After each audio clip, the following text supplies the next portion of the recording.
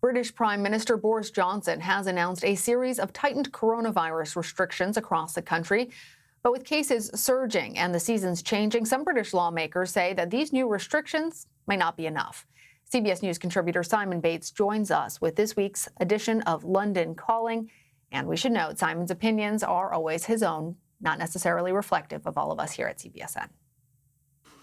Let's be honest, here in Britain it's been a pretty torrid week with the announcement of tough new restrictions to control the virus.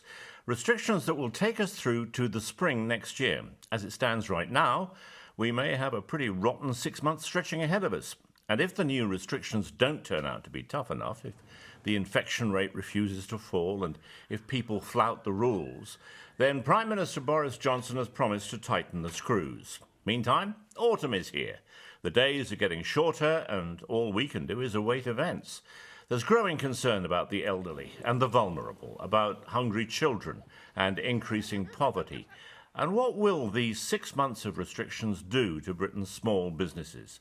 This country was once described by a Frenchman as a nation of shopkeepers, but how many of them will simply hang up the close sign and throw in the towel? Here on the Devon Moors, we'll be okay. It's cold.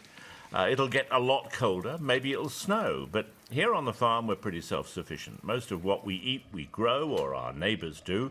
And all we need to do is to put a fire in the grate and sit it out. Don't forget, though, the extra factor of Brexit. The day when we will finally separate ourselves from the European Union is fast approaching at the end of this year, bringing fears of shortages in the shops. So this virus couldn't have come at a worse time for us. It'll be Britain's biggest test in a generation. Meantime, it feels like we're up to our necks in a bad soap opera, and we're still only halfway through Series 1. That's London Calling for today. This is Simon Bates for CBS News in Devon.